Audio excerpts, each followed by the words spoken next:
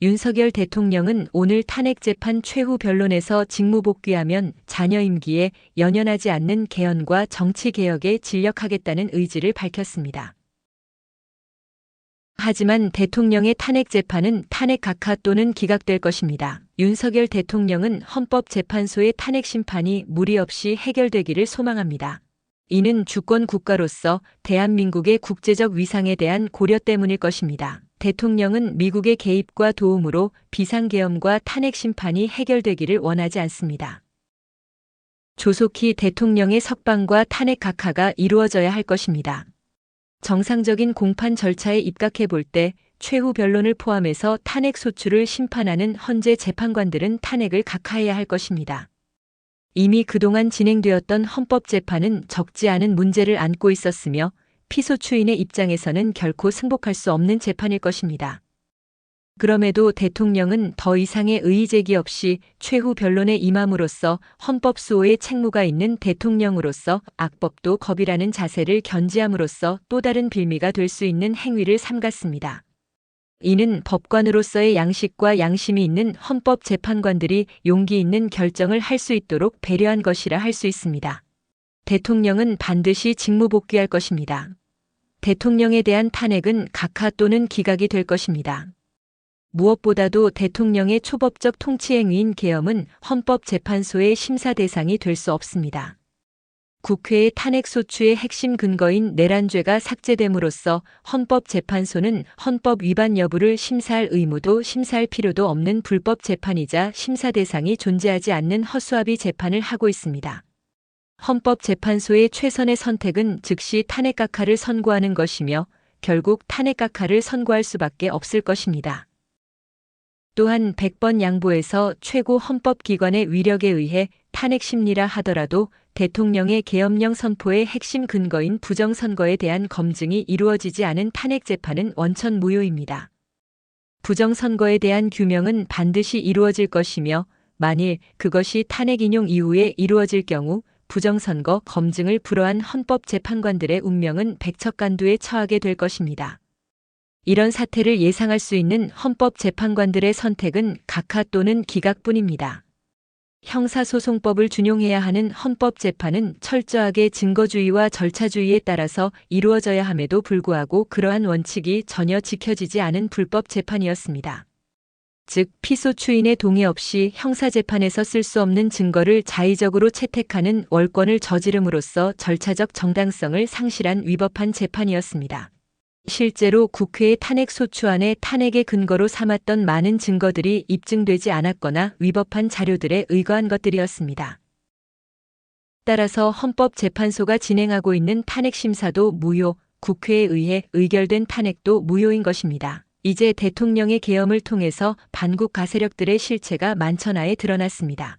어떤 위력을 행사하더라도 계몽된 국민들의 의식과 생각마저 검열하고 삭제할 수 없을 것입니다. 부정선거 세력에 의해서 침탈당했던 대한민국은 대통령의 계엄 이전으로는 결코 돌아갈 수 없습니다. 반국 가세력을 척결하고자 했던 대통령의 계엄이 승리한 이유입니다. 이 거대한 흐름은 그 누구도 거역할 수 없을 것입니다. 먼저 침몰 직전에 놓여있는 자유대한민국의 기틀을 다시금 공공히 하기 위해서는 부정선거 규명과 함께 부정선거 근절을 위한 선거법 개정이 최우선으로 이루어져야 할 것입니다. 그러나 부정선거 규명은 피할 수 없으며 그와 함께 전자개표기 사용 금지와 사전투표제 폐지 등을 포함한 새로운 선거제도가 마련되어야 할 것입니다. 이를 위해 반국 가세력의 척결과 함께 시작된 제2의 건국전쟁에서 완전히 승리할 때까지 계몽된 국민들의 가열찬 투쟁은 계속되어야 할 것입니다. 지난 수십 년간 자유대한민국은 국내에서 버젓이 그리고 암약하는 반국 가세력들의 국가 침탈 행위에 거의 무방비 상태에 놓여 있었습니다. 이제 입법부, 사법부, 행정부 곳곳에 침투해 있는 반국 가세력들의 실체와 실상이 대통령의 계엄을 통해서 만천하에 드러나게 되었습니다. 이제 곧 그 전모가 속속들이 밝혀질 것입니다. 윤석열 대통령의 계엄이 없었더라면 부정선거 규명과 검증을 외쳐온 애국시민은 더 없는 절망과 좌절감에 휩싸여 있었을 것입니다. 이제는 자유대한민국을 수호할 수 있다는 꿈과 희망을 가질 수 있게 된 것입니다.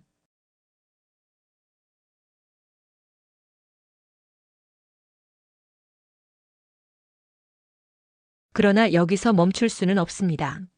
부정선거를 검증하고 부정선거범은 반드시 처단해야 합니다. 부정선거는 자유민주주의를 근간으로 하는 대한민국의 헌법을 부정하고 자유민주국가의 존립을 위협하는 반역적 범죄입니다.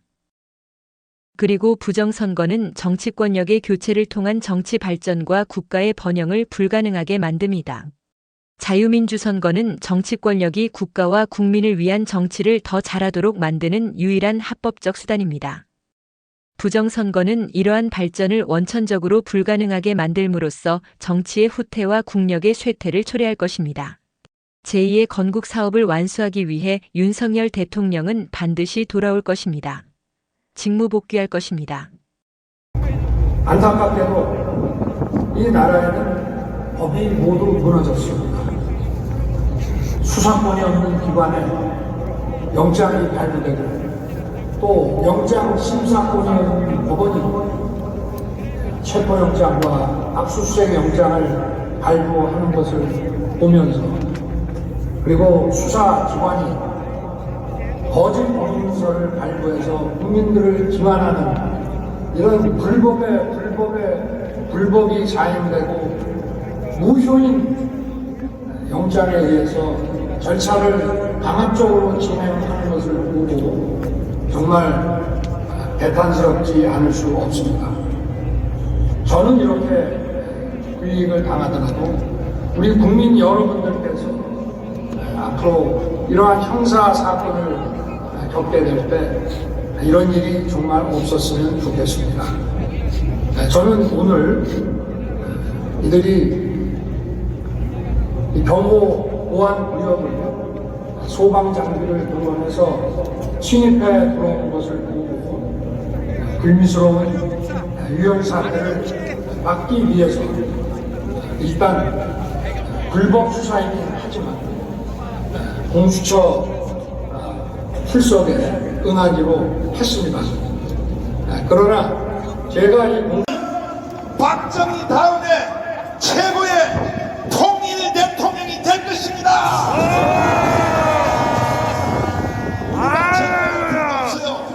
북한은 가만히 놔둬도 노동당보다 더 무서운 장마당에 의해서 무너지게 돼 있어. 윤석열은 세상적으로 말하면 더럽게 재수가 좋은 사람인지도 몰라. 통일 대통령이 될 수 있다 이거야. 통일 대통령이 되기 위해서는 깜깜한 한 번은 갔다 와야 되니까. 이승만도 갔다 왔고 박정희도 갔다 왔으니까 이번에 깜깜 갔다 온 것은 통일 대통령의 전천연입니다. 전천연. 자, 김영 장군님 잠깐 모시겠습니다. 나라를 이전하는 그 고통을 견딜 수가 없습니다. 오 하나님이시여, 이제 시간이 임박하였습니다. 이스라엘 물리쳐 주시고 이 땅의 자유와 독립을 주시고 내일 더 살 각 대표에게 더욱 용기와 힘을 주시고 이로 말미암아 이 민족의 행복한 땅이 되게 하소서. 주여 같이 이 소비에게 용기와 힘을 주소서. 대한민국 만세, 대한독립 만세. 나라에 바친 것이 오직 하나밖에 없는구만. 이 소녀의 유일한 슬픔입니다. 아멘. 이 시대에 여러분 유관순 맞아요? 진짜요? 그러면 3일 전에 3천만 명 와야 돼, 안 와야 돼? 여러분은 이 시대의 유관순이야, 유관순. 동의하십니까? 자, 좋다. 야야야. 내 나이가 어때서? 오늘 최고의 기록을 뽐내면서 이게 3일째면 끝나요. 3일째면 모든 것이 끝장나게 돼 있어요. 자, 전명 빨리 나와봐라.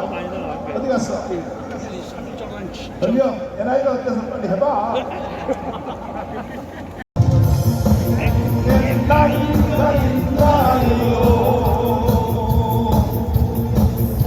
너 하나요, 느낌도 하나요. 그대만이 나의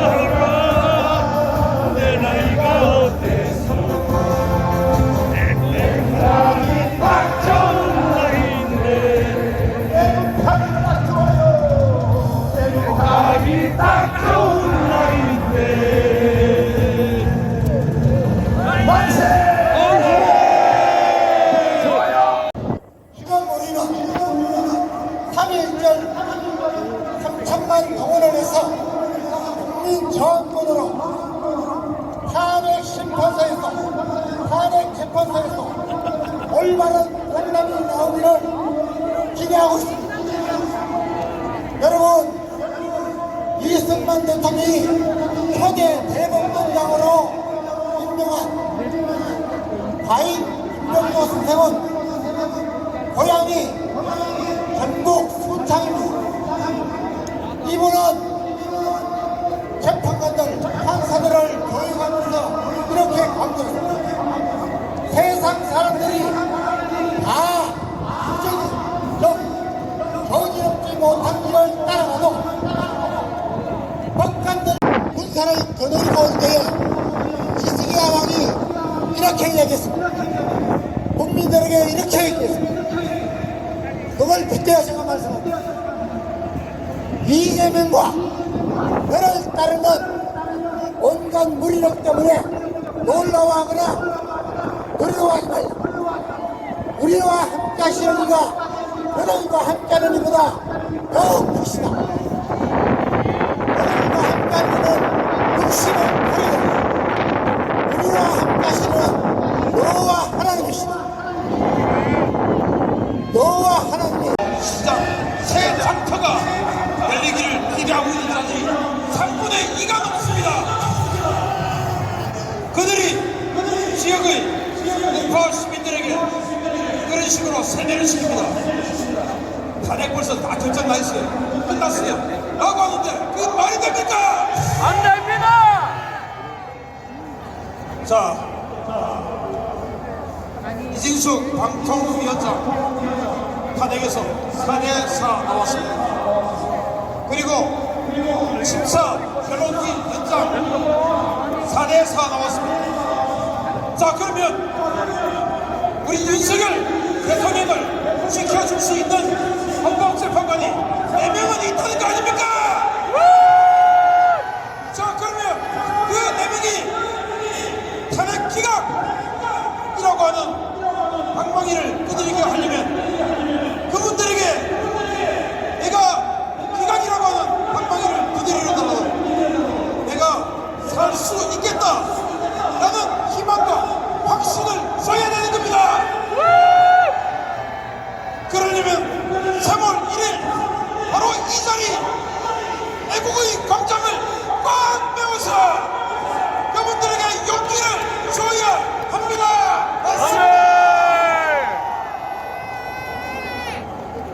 지금 세종대왕 동상부터 시청학까지 덕수궁 정문화까지 우리 애국 시민들이 꽉 메웠습니다. 그런데 이것만이 모자랍니다. 안 돼요, 안 돼.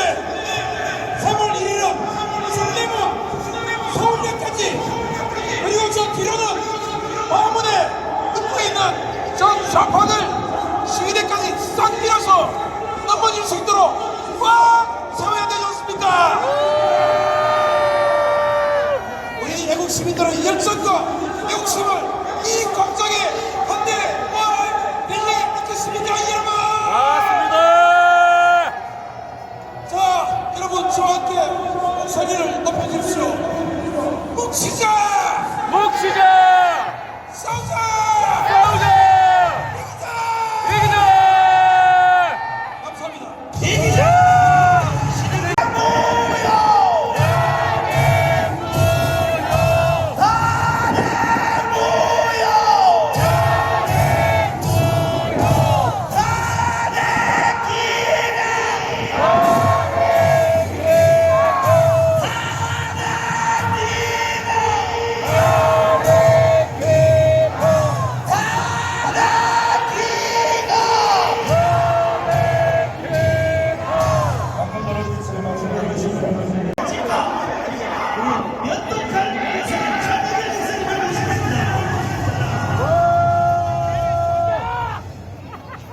애국 시민 여러분, 우리는 반드시 이깁니다.